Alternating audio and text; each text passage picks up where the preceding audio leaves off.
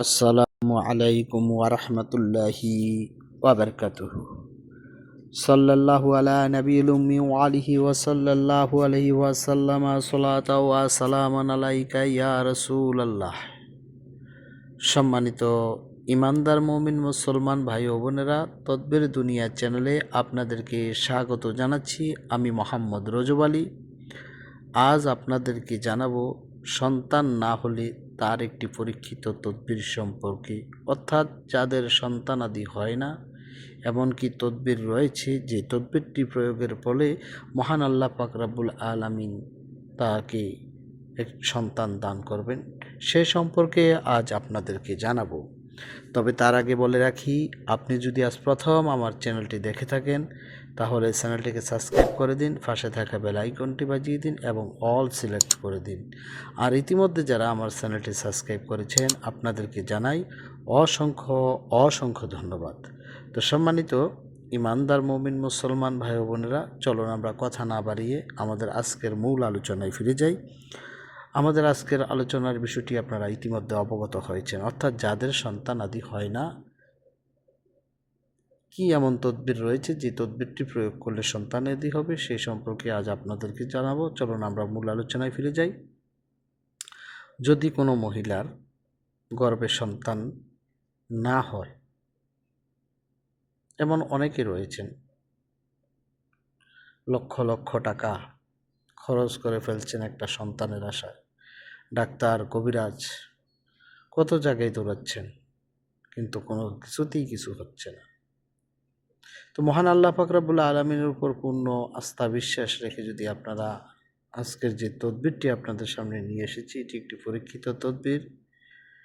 যদি এই তদবিরটি কেউ করতে পারেন বা এই আমলটি কেউ করতে পারেন, আমি আল্লাহ তাআলার কাছে আশাবাদী এর বরকতে মহান আল্লাহ পাক রব্বুল আলামিন যার গর্ভে সন্তান হয় না, ইনশাআল্লাহ আল্লাহ পাক রব্বুল আলামিন তাকে সন্তান দান করবেন।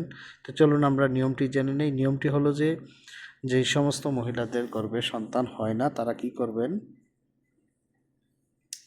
বৃহস্পতিবার দিন রোজা রাখবেন। বৃহস্পতিবার দিন রোজা রাখার পরে আপনারা এশার নামাজের পরে, বৃহস্পতিবার দিন রোজা রেখে এশার নামাজের পরে আপনারা আপনার স্ক্রিনে একটি নকশা দেখতে পাচ্ছেন। এই নকশাটি আপনারা এখানে যেভাবে লেখা আছে ঠিক হুবহু এভাবেই লিখবেন। 40টি টুকরা কাগজের মধ্যে এই হরফগুলা লিখবেন। তারপর আপনারা প্রতিদিন একটি তাবিজ পানির মধ্যে ভিজিয়ে ধৌত করে পান করবেন।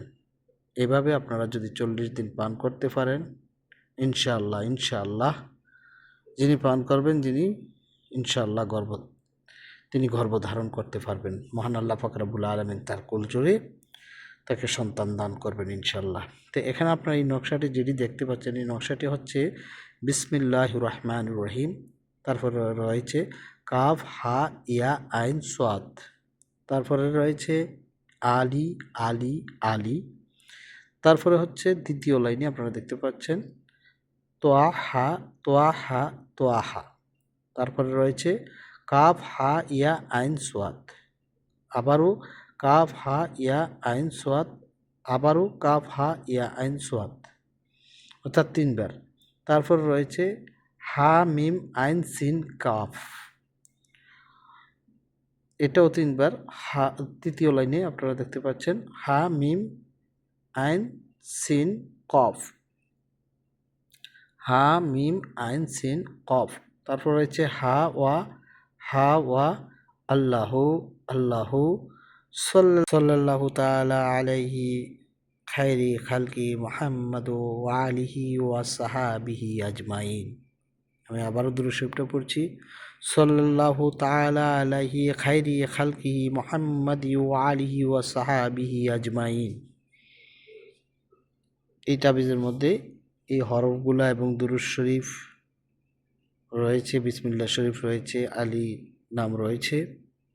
তো আপনারা এইভাবে এখানে যেভাবে আছে এইভাবে কি করবেন, বৃহস্পতিবার দিন রোজা রেখে এশার নামাজের পরে বসে 40 টুকরা কাগজ নিয়ে 40 টুকরা কাগজের মধ্যে এই আয়াতগুলো বা এই হরফগুলো লিখবেন। লেখার পরে প্রতিদিন একটি করে পানির মধ্যে ভিজিয়ে সেই ধৌত করবেন। তবে হ্যাঁ, খেয়াল রাখার বিষয় হলো যে তাবিজ লেখার জন্য আপনারা অবশ্যই জাফরান কালি ব্যবহার করবেন। গোলাপ জল জাফরান কালি দিয়ে কালি ব্যবহার করবেন। করার পরে এই তাবিজগুলো প্রতিদিন একটা করে পানির মধ্যে ভিজাবেন, আর একটা করে যিনি গর্ভধারণ করতে চান, যার সন্তানই হয় না, তিনি পান করবেন। মহান আল্লাহ পাক রব্বুল আলামিন এর বরকতে অবশ্যই আপনাকে সন্তান দান করবেন ইনশাআল্লাহ। ইনশাআল্লাহ আল্লাহ পাকের উপর পূর্ণ আস্থা বিশ্বাস রেখে আপনারা এই তদবিরটি প্রয়োগ করতে পারেন। তো এই ছিল আজকের মতন। পরবর্তী সময়ে নতুন কোনো বিষয় নিয়ে আসবো। সে পর্যন্ত ভালো থাকুন, সুস্থ থাকুন। আসসালামু আলাইকুম ওয়া রাহমাতুল্লাহি ওয়া বারাকাতুহু।